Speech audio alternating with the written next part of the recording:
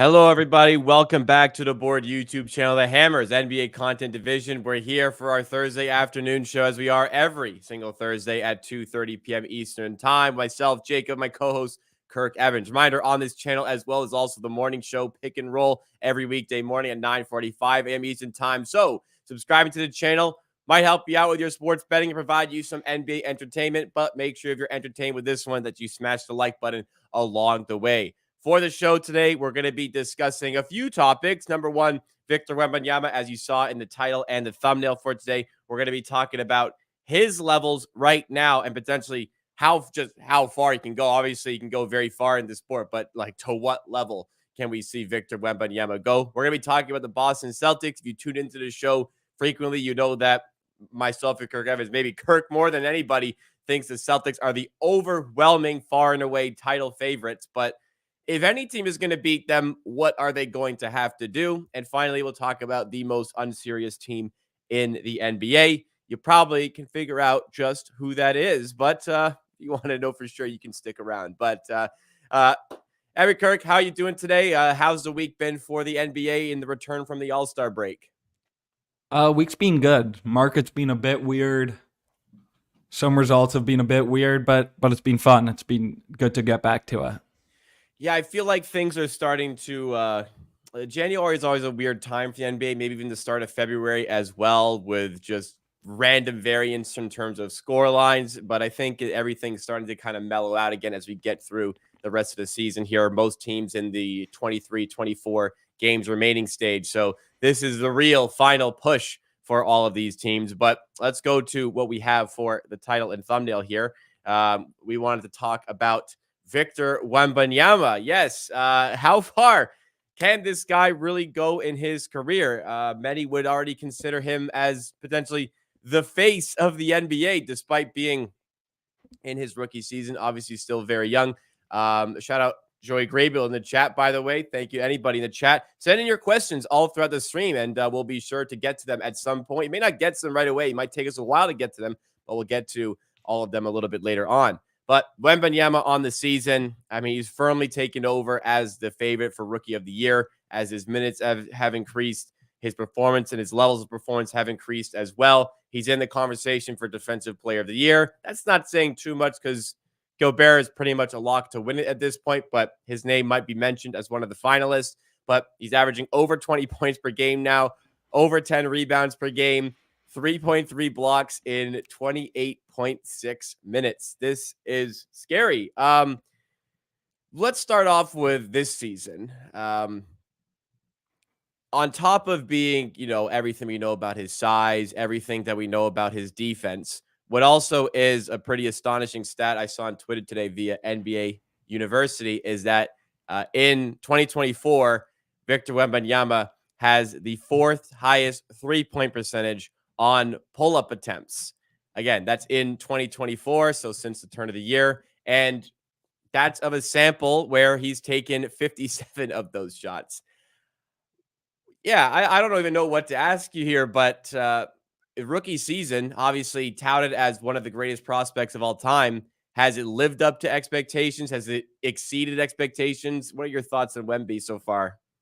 Yeah, I called Wemby overrated pre-draft. I got a lot of crap for it, and it turns out I didn't get enough. Yeah, I think since he's moved to center, it's pretty inarguable that the rookie season's been about as good as you could expect. He's like a top 30 player in the league at this point, pretty easily. And he has like a crazy amount of room to grow. So he is. He probably has potential to be the greatest player ever. I think that's really his ceiling. He has, like, I would say there's not really been anyone who's come into the league who has that potential since obviously LeBron, maybe KD, maybe like really high-end versions of like Davis, but he's like really face of the league. I think he is the face of the league after, LeBron, Steph. So yeah, I think this rookie season's been about as good as it possibly could have went. He's going to be up there for the MVP favorites next year. I really think he will be. And his defense is insane. And the thing that's so crazy is he has so much room to grow, and he's already just like based on how big he is, how skilled he is, how good he is defensively. Probably, I think I said top 30 player in the league. He's been like a top 10 player in the league the past month and a half. So yeah, I think he has GOAT potential. I think it's kind of inarguable at this point. Yeah, and even further with the face of the league stuff. I think typically these conversations don't really mean much, and they don't. But like in terms of jersey sales so far, he's number 4 in the league. He's behind Curry, Tatum, LeBron. He's ahead of Doncic, Giannis, Durant, Booker. So the popularity is already there, and Giannis and Durant, in fact, have already mentioned in the media as of late that they believe he's already the face of the league, as you mentioned there. So definitely in the realm of kind of, could this guy be the greatest player we've ever seen? It's arguable that he's the best defensive player in the NBA. He's on comfortably a bottom 3 worst team in the NBA, and he's in the defensive player of the year conversation. I think since the return of the All-Star break, he has more blocks on his own than any team in the NBA has. Period. I think I saw That's unbelievable. I did not know that. Which doesn't include before the All-Star break when he had a 10-block triple-double against our Toronto Raptors. Just every stat you see is crazy. Like 4th in the NBA in pull-up 3-point percentage since 2024. More blocks than any team in the NBA since the return from the All-Star break. And doing so on what is really an awful team here. Does he project to you as somebody who can propel a team to that championship level? Obviously there's, so many great players. This is a guy you're going to bank on as your number 1 guy. Yeah. Yeah. I actually think that this is essentially the best case scenario. I said it was the perfect rookie season for him, but it's also kind of the best case scenario for the Spurs as well. Like, I guess maybe you could argue that Sohan and Keldon's stock are a bit down this season, but Victor being this good and the Spurs being this bad is kind of perfect. They're going to get maybe the number 1 overall pick this year. They'll have a good shot. They'll be top 4 odds in the lottery. And yeah, I think if I think he could be the best player ever, I definitely think he has a chance to be the best player on a championship team for sure. And I think that's going to happen really fast. And I think the Spurs should be thinking we want to get good very quickly. I think the goal should be, and this might seem egregious, they should want to be a championship team in 2 years from now. Still have them on a rookie scale contract. They have tons of picks. The problem is, obviously, they're still going to go be pretty young, but I think people will want to come to this team. I know teams have kind of made mistakes, like Dallas got Kristaps, and that was kind of looked at as a mistake, but I don't really think that was a mistake. It just kind of didn't work with Kristaps. I think trying to be really good when Wemby's on a rookie contract and then just signing him into the max definitely need to be a championship level team by the time he's on like the rookie scale max. Because one, you never know with health, especially for a guy who's 7 foot, whatever it is, 3. Yep. And 2, it's way harder to build a championship team when a guy's on a super max and making, he'll make like probably $70 million a year by the time he's in year 8. But if he's in year 5 making whatever it is, 25% of the cap, it's much more attainable. People are going to want to come play with him. People like San Antonio. They still have the lore of this good organization. So yeah, I think they should actually be trying to speed up the timeline pretty fast. And I think assuming he's healthy, unquestionably, he can be the best player on a championship team. You make a really good point about speeding this whole process along. People always teach patience with these sort of things. I like to say rookie contracts win championships because, you're paying a superstar caliber player peanuts compared to what a star player could be making, which allows you to then have the cap space to pay another superstar who's maybe older and gives you more ability to do that. So, an example that I obviously know as a Raptors fan, talk about the championship they won. Kawhi was making a lot of money, of course, but Kyle Lowry made a lot of money. Marc Gasol made a lot of money. Serge Ibaka even made a lot of money. And the reason they could afford those guys is because Pascal Siakam, who's arguably the second best player on the team, was on a rookie contract. Fred VanVleet was also on a rookie contract, and he was pivotal to that championship in the end. So, Yeah, yeah, speeding up the process might work out for this team. And what also helps is that they will likely have a top 5 pick. That's their own pick. It could turn into a number 1 pick as it did last year. And they're probably going to have a pick in the 7 to 10 range via the Toronto Raptors. So they can really do well to speed this thing along. for sure. And talking about speeding it up, I feel like it's easy to look at a team who speeds a process up like Dallas and say, "Oh, look at the mistake they made." But it's really hard to evaluate that same logic, but the counterfactual. So Memphis had all these picks, all these cheap guys. They were in a great spot. I still think Memphis is fine, but they kind of held on to their picks, didn't go all in. Now Bane's on a max, Juz on a max, Jaren's on a big contract. And those picks are Jake LaRavia, David Roddy, Zaire Williams. So it's opportunity cost is a massive cost, but it's just easier to stick in your mind, oh, Dallas, went too early and got Kristaps too early, versus the absence of doing something is much harder to really point to and think, oh, that was also a massive mistake, because the mistake was actually doing nothing. I think that's a good point. And like you said, the Spurs consistently have that sort of draw from being the team that was so successful. And they still have Greg Popovich. So, yeah, they can continue to go with this team. Speaking of that draft, by the way, question came in from Joey Graybill in the chat, talking about Dalton Connect out of Tennessee, who's slated to go quite high up in this draft. I don't know if you're in the draft at all at this point. So I'll answer the question here, but Joey Graybill asking about Dalton Connect in Tennessee. I think that this guy projects as it's weird because obviously he might go very high in this draft, but I think he's got such great ability to play with other great players. He's such a good cutter, such a dynamic shooter, very good size, that I think that there are some really positive signs for him in the NBA if he can accept playing as maybe not the best player, which some players struggle to do. But with my granted limited knowledge on the draft, I think he projects very well for the NBA. All right, let's go into our next topic here. And I've literally never heard of Dalton Connect. No idea who he is. Are you somebody that's locked in on the draft at all? Do you get locked in later on? I'll lock in later on when I can bet on it. Fair enough. Now you'll know who he is when he gets to that point. Yeah, exactly. Let's go to our second topic. The Celtics here. Not necessarily the Celtics talking about them, but talking about how to stop the Boston Celtics, because a lot of times there's an overwhelming favorite going into the playoffs, and a lot of times that team doesn't win. They have to win 16 games. It is a pretty sizable sample size. So what is it going to take for a team to actually stop this team? They have won, I think it's 9 games in a row right now, but who matches up the best with them? What do they have to do? Yeah, they've been ridiculously good of late, and that's on top of being ridiculously good in general.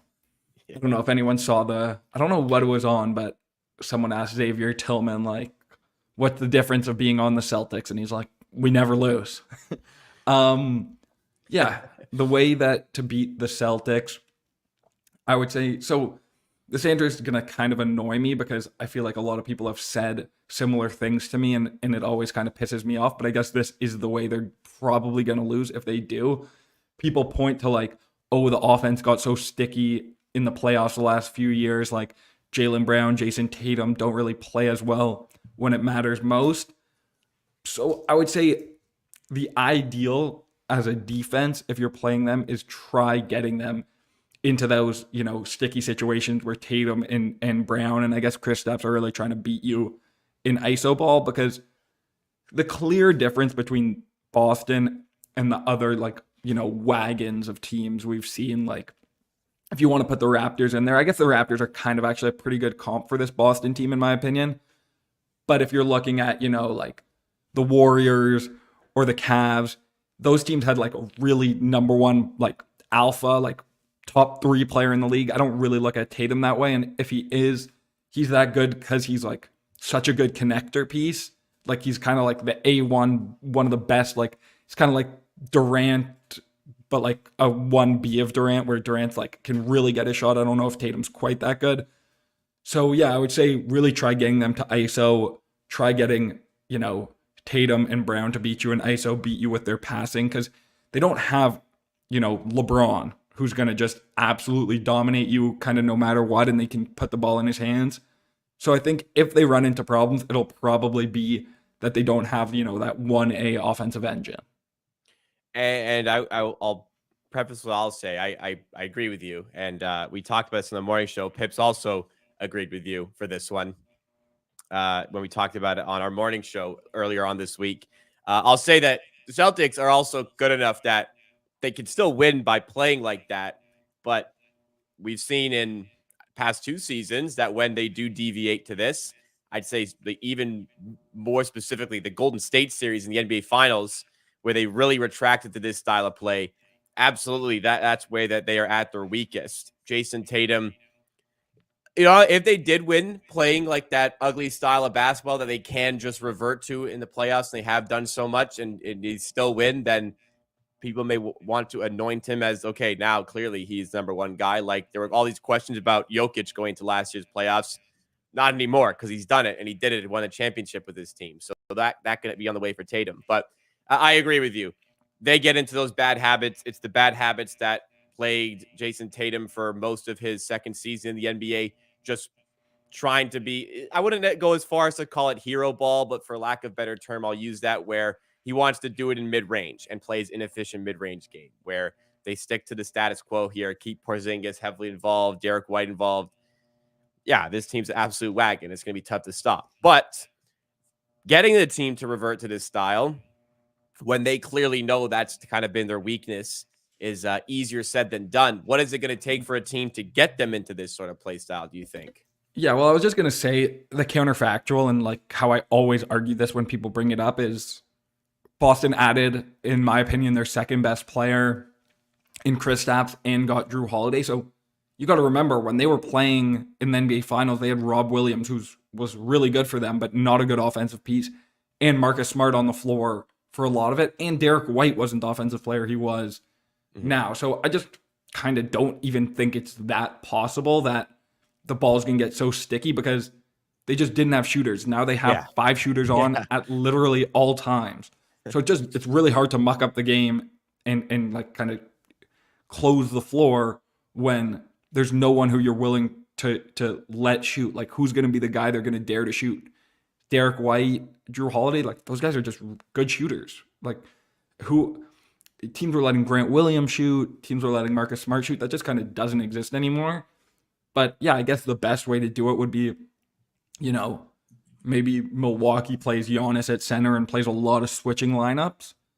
But again, Kristaps has been very good at attacking post-ups, and if you switch a smaller guy onto him, scoring. So I kind of just don't really see it as something that's likely to happen at all.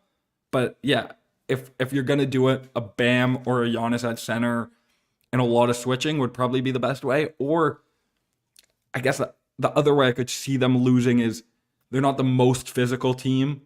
Kristaps isn't the most physical center.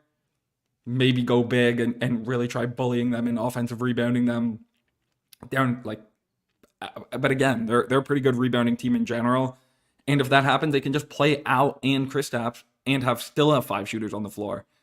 So yeah, I don't really think it's likely, but probably the best way would be mucking it up, no transition, play, 5 guys who can switch. I think the team you're describing here that kind of best suits this is actually the Knicks. They can play that switchable defense. Having OG kind of just makes them an elite defense on its own because you can put him on one of those guys and play almost like kind of a Pacers style of defense where you're going to give up the one-on-one stuff, but you're not going to give up kickouts. You're not going to give up threes. You're going to force them to beat you one-on-one. And New York had the sort of defensive players to really be physical and switch. And on the offensive end, they are a team that rebounds the ball extremely well on the offensive glass and plays those sort of percentages. So even still, I see the Celtics beating them, but I also see okay, that's where a team could give them issues if the Celtics really do revert back to that level. Yeah, I agree with that for sure. That's probably the best way to attack them. But I think also the thing that the Celtics don't get enough credit for is they're also the best defensive team in the league. I think when they ramp it up, like Yeah. what White and Drew is, who's had a better front court or a backcourt defense than that in the last, I can't ever remember. And then Tatum's a really good defender. Kristap's been great this year. I just don't like they can match these teams defensively as well. So yeah, I think you're going to really have to like discombobulate them, and maybe they are like a bit mentally weak. That's kind of really the hope. I definitely agree there. Question coming in the chat as we move to our next topic from Eric, who says, Kirk, who is the most painful player in the NBA to bet unders on currently? And Eric says that Josh Hart and Tyrese Halliburton assists are the leading candidates for that. Do you have anybody that sticks out to you? Like I don't know about currently, but the guy who's definitely like pissed me off the most this season betting unders on him is for sure Ant assists. He's just been like, I don't, maybe it's something in my data, but he's been running insanely good on assists all year. I don't think I've won one bet on his under assists, and I bet it very often. So that's definitely been my like white whale of, oh wow, I make Ant under assists really good right now, and then it loses every time. Fair enough. Final topic before we go into some betting. And we have a bit of a betting preview in the chat right now. But we want to talk about the most unserious team in the NBA, which is obviously the Washington Wizards. Yeah, this team on paper, look, there's some decent players here. Tyus Jones is putting up some just ridiculous assist to turnover numbers. Like he's getting comfortably double-digit assists every game, 0-1 turnovers. Kyle Kuzma is still a good player. I feel like could help a championship team if he played seriously. In fact, he's done it before, and he's a better player than he was when he did it with the Lakers. Jordan Poole has also helped a team win a championship in the last couple of years, although I think we saw the cracks in his game even at the time. Yeah, there's good players here, but they've lost 12 in a row.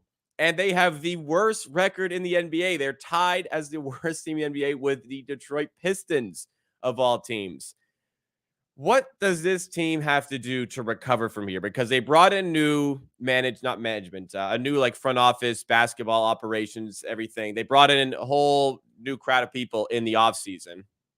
And the idea was thinking, okay, finally this team is going to tank. Finally, they're going to take a step back. Then they gave Kuzma a big contract. They took on Jordan Poole's contract, which is going down as one of the worst in the NBA. What's next for this team? How can they get out of this mess? Yeah, so two things. One, I bet on the Wizards preseason wins over. This podcast really making me realize how dumb some of my takes were preseason. Yeah, Wemby overrated one was pretty crazy. But you going up to it at least and bring it up. For sure. And even at the time, like once I started getting pushback from people who I was like, I kind of think these people are smart. I was like, I might just really not know. I might have thrown this out way too quick. So yeah, I think this might be a hot take. I think this Wizards season's been mostly a success. Like Poole sucks. And I feel like it's kind of just assumed that, it makes sense that Poole's this bad. This is actually a shocking result how bad Poole is. It's astonishing, truly. If you look at his stats, he was a good player. He was actually good. Like it actually is kind of like astonishing how bad he has been this year. But really all that matters, Bilal Coulibaly is actually probably having a better season than you would expect. I'm not sure what his high-end outcomes are, but he's been fine. And they're terrible, and they're going to get a high pick, and they'll be terrible next year. They'll get another high pick. That's really all that matters. They just need to collect picks. Poole having this bad of a contract sucks, but who cares? If you're the Washington Wizards, you're the opposite of the San Antonio Spurs. You should ban the word playoffs from your building. No one should be allowed to even think about the playoffs. The only thing you should be thinking of is how can we be absolutely terrible this year, absolutely terrible next year. Now we've gotten a few guys in the door. How can we get picks? And then you evaluate from there. Because these teams, the opposite of the Spurs, it's like, okay, it's good to rush, is the Pistons, who went like, oh, we want to get some wins here, but like they obviously weren't ready. Cade was never really going to be that guy. And now the Pistons are terrible, but have signed good guys and then kind of traded them for nothing. And now they're just really stuck. If you want to be bad, just be absolutely terrible. So I think it's good. They're set up to be terrible, and that's totally fine. If they want to continue to be terrible, just keep giving Jordan Poole the ball. Exactly. In the 21-22 season, the championship year with the Golden State Warriors, his effective field goal percentage was 54.8. That's good. His effective field goal percentage this season is 46.8. His field goal percentage is under 40%. He's averaging 16 points, 3.7 assists, 2.2 turnovers. Yeah, he's just bad. In context, he's bad. I don't think like you can be bad and score 16 points per game in the NBA, but he plays losing basketball. And yeah, he's a terrible NBA player this season. But again, I feel like things like this happen where Jordan Poole's terrible, and then it kind of gets into people's heads like, oh, everyone knew Jordan Poole was terrible. People were betting him like league leader in points, most improved. I think there, if you looked at like under the hood of exposure on most improved player, there were definitely a lot of Jordan Poole bets at a lot of these sites. Yeah, people thought he was going to average like 30 points and be pretty decent on his own team. Like he is stunningly bad. Like even his usage percentage is somehow down this year from last year, and he's averaging 14 less points per, or 0.14 less points per shot attempt, which is unbelievable. He was in the 91st percentile in points per shot attempt that year they won the title. Now he's in the 26th. Like he is just terrible. It's unserious. That's what it is. It's really an unserious team. It is the king of the unserious players. There's no more unserious player than Jordan Poole. If it's any close, it's maybe Kyle Kuzma. But again, I actually still very much believe Kyle Kuzma can help a good team win a championship. Not playing like he is right now, but playing more seriously. I'd be curious if Jordan Poole, if he ever got another opportunity, could do that. Because he's done it before. I'd like to know. I mean, even in the NBA Finals, he was a bit of a microwave sort of scoring player where like he'd have like a hot 2 minutes and then do like really not much else. But yeah, I just really do think it comes down to like, does he just, kind of not care anymore? He got a massive contract. Doesn't seem like a guy who cares particularly. I think if he took basketball really seriously again, he could be like, yeah, good guy off the bench as a scorer. But right now he's just totally unserious. And he was playing in Golden State with winners, where exactly. He had that attitude. Whereas now he's playing in Washington, which not with winners. They're not really winners there. Could that change down the line? Look, like you said, they have some big draft picks on the way. Hopefully for them, they strike gold with those picks. But for now, in danger, or not, maybe not in danger. The success story is the Pistons are winning games. They could have the highest odds. Well, they won't have the highest odds number one pick, but if you're the worst team in the league, you're guaranteed a top 5 pick, and you have the same odds as the bottom 3 teams. Top 5 or top 4 if you're number 1. Pistons had the number 1 odds last year and ended up with the 5th pick. So that hurts. Yeah, you're right. Yes, it hurts. It hurts. That's the only reason I know, because the Pistons that makes sense. As far as they could. It's a lottery for the top 4, so it makes sense. You can slip into the 5. Right, exactly. Question from the chat here before we go into any betting. We have Matthew asking about thoughts on 2 of the divisions here. So, namely, who will finish higher between the Bucks and the Cavaliers, and the Mavericks compared to the Pelicans.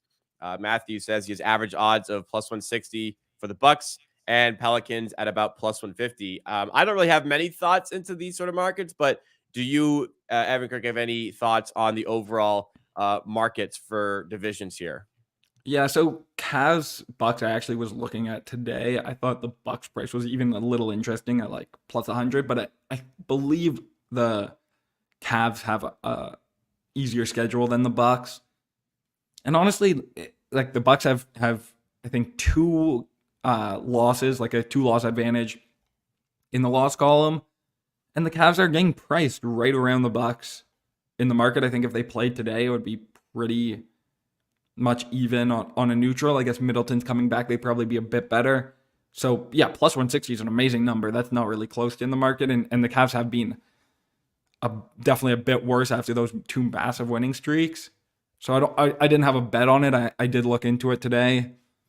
And then the Mavs, I know a lot of people were betting the Mavs at whatever those, probably around the prices you were getting. I definitely got texted a bunch of times. Mavs division looks really good to me. The market has definitely really agreed that they've been probably the most upgraded team after the trade deadline. The market's giving them a lot of respect. They were only like 3.5-point dogs to Cleveland yesterday. So I definitely think they're a bit of a better team than New Orleans right now, but I also think they're a bit behind in the standings. I'm just pulling out what their odds are right now. It's crazy that that half court shot hurt them, but yeah, right now it's a right around even. And let me see, what are the standings? I'll pull it up too, just so anybody watching can have a look as well. Yeah, so here's Dallas. Matthew. Yeah. This is a great question. Yeah, I think Dallas probably should be a slight favorite, and looks like they're right around even on Chris. I don't know if it's a bet. I would need to look at the strength of schedule, but I think Dallas is probably a little better going in to the end of the season. New Orleans a bit more hurt. Dallas has a lot of depth right now. So yeah, I would say Dallas probably a slight favorite, and Milwaukee and Cleveland probably a slight favorite. But both those numbers you have are really strong. So, and I wouldn't be hedging out of either of them. Definitely not. I don't know if that's what you were asking. As far as the standings are concerned here, Dallas 34-25, New Orleans 35-25. Dallas has the 18th most difficult remaining schedule. The Pelicans have the 14th most difficult remaining schedule. So pretty even overall in that respect.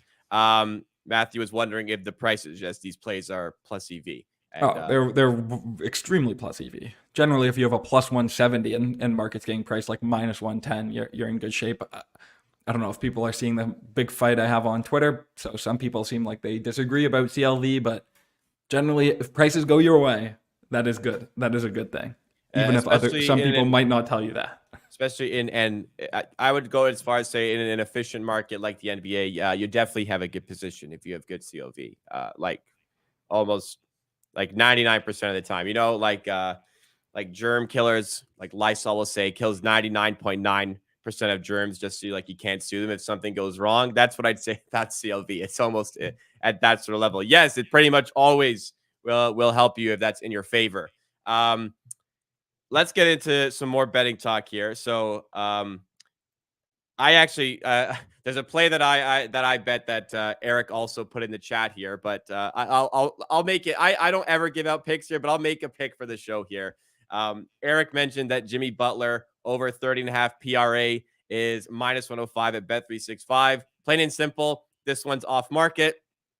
If you have access to Bet365, go to the minus 105 number on his PRA.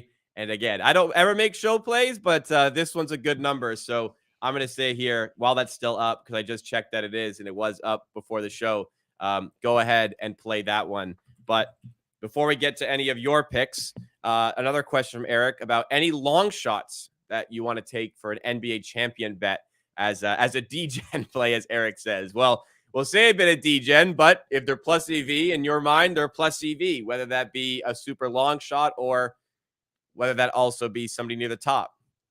Yeah, so I haven't bet any of these, but if I were to bet an NBA champion that's more of a long shot, I'd probably go like OKC or Minnesota.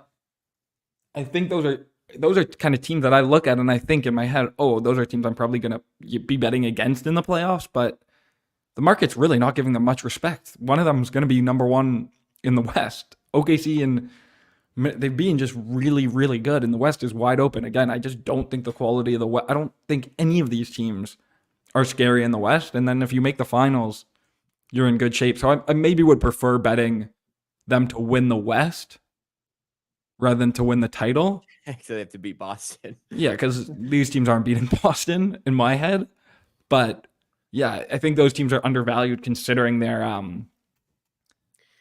likely going to win the like plus 2,200. I even was looking because as much as I faded OKC this year, I did bet them to win the championship like right as odds opened because I thought they might go out on a signing spree or trade for someone really good. And have them like 87-1. I was thinking like that must have went crazy, which obviously is still really good. But then I looked, I was 22-1. Like, who's better than OKC in the West? I don't know. The Clippers have been bad. Denver's starting to turn it up, but I have a lot of questions about them. So yeah, definitely a team out of the West, and those would be the guys. Like, even Dallas, you can see Dallas is 30-1. They have like a 50-50 shot of being in the play-in. Give me OKC's just a better team than them. Like, fine, maybe Dallas will rise up. They have better, like, traditional playoff guys, Luka and Kyrie, but give me OKC. I would probably take OKC over Minnesota as well, assuming the prices are similar. Yeah, these are interesting because Minnesota is the 5th ranked team in terms of NBA championship odds out of the Western Conference, and they may have home court advantage all the way Throughout through the whole thing. So that is interesting. I don't think Phoenix should be quite as high as they are compared to those teams. So I suppose if you are going to take a long shot here, Minnesota is a decent one, as is OKC, as you mentioned. For OKC, I just think Shea is just a winner. And if you're in a tight late game, that's one of the very few players in the league I want to just have the ball in their hands and just go win me the game. So yeah, if you want to look for some DGen fun, maybe some good spots over there. In that case, Eric asked, would you bet the Eastern Conference to win the chip at -105? Well, listen, Eric. We've already posted that. We bet that where's on the show already. -105? We didn't get -105, but we got -110 for an Eastern Conference team to win the championship. So we liked -110. We'd love -105 instead. If I can find that, I'm going to personally bet that for sure. Eric, where'd you find that? Oh my God, Eastern Conference is plus 100 at Caesars. Plus 100 at Caesars for an Eastern Conference team to win the championship. That doesn't make sense. I guess they figure if it's not Boston, then the East team won't be favored in the finals. But I don't even agree with that. That's plus 100 is ridiculous. Whoever came in and bet this the other way, I appreciate it. The -110 we got on East to win the championship was actually off market at the time as well compared to Caesars. So I don't know how this has all gone down. But yes, plus 100. We already have it on the show, so don't need to put it again. But plus 100 Caesars would pretty much be an official show play if it wasn't already one of the plays. I'm gonna go bet that right now. All right. Right after the show. So yes, yeah, go ahead if you want. People might bet it and it might move. Go ahead. But yeah, Eric, in this case, yes, Eastern Conference win the NBA championship is a good bet. Great job on that one. We'll let Evan do his thing here and get the bet in at Caesars. But no, we're good. We're good. We can keep going. We've got some time. Well, I was going to ask any other plays that you have for today. I've thrown in the Jimmy Butler play, but do you want to toss in anything? Yeah, I pretty much like every one of these of his like versions of his lines, but official play, let's go Franz Wagner under 31.5 PRA 1.87 -115. Okay, Franz Wagner, we go under 31.5 PRA. It's -115 at Bet365. So while you're playing the Jimmy Butler over, why not go over and play the under on Franz Wagner? Again, -115 at Bet365. You can also get this -122 at FanDuel, -120 at BetMGM, -120 at ESPN Bet. So plenty of opportunity to go and play this one. So 2 bets. Is it just this one? Is there anything else? No, that's good. So it'll be the 2 plays on the show today. One from myself, a rare play from myself. But again, Eric brought it up in chat. I mentioned in chat that I'd already bet it, so I'm comfortable to also share on the show. But I want to take a quick look as well around the other plays that we have on the show cooking right now. So we have the Eastern Conference to win the championship, Celtics championship, which is at a good price right now. We also possess Jokic MVP at +270, which looks fantastic at the moment. OKC not to make the playoffs. Just that one's obviously lost. That's cooked. That's cooked. The Raptors over 29.5 wins all of a sudden got some fresh legs. They're at 22 wins now. They won 3 games in a row out the gates. They need 8 more, in their last 23 games. So you have to look feel solid. They can likely do that as long as they continue to try and make the play-in tournament, which has looked increasingly likely here. So I imagine their line is 30.5 to 31, like heavy juiced over 30.5 or heavy juiced under 31.5 at this point. So right around 31 for that line. So decent positions all around there. Pranav in chat asks, is the Paulo Banchero questionable? Yeah, if he's out, we're in bad shape, but I'm pretty confident he's in. He went through a shoot around, already announced he's going to be a game time. Jonathan Isaac was announced out with an illness. He's missed 2 games with this illness that he's had for like a week and a half. So I'm pretty confident he's in. But yeah, if you want to wait, you can wait for sure. But I have pretty high conviction he's in. All right, so that will do it for the show today. Bit of a loaded episode. If you did enjoy, make sure you do hit the like button to support the content that we do over here. And a reminder, subscribe to the channel. We're live with myself and Evan Kirk right beside me every Thursday, 2:30 p.m. Eastern time. Myself and Pips NBA are live every weekday morning, 9:45 for more NBA free picks. And that show's just for free picks pretty much. So tune in with the board, the Hammer's NBA content division. Visit thehammer.bet for all of your sports betting content endeavors. And I'll see you tomorrow morning. Kirk Evans will see you next week. Thanks so much for watching, everybody.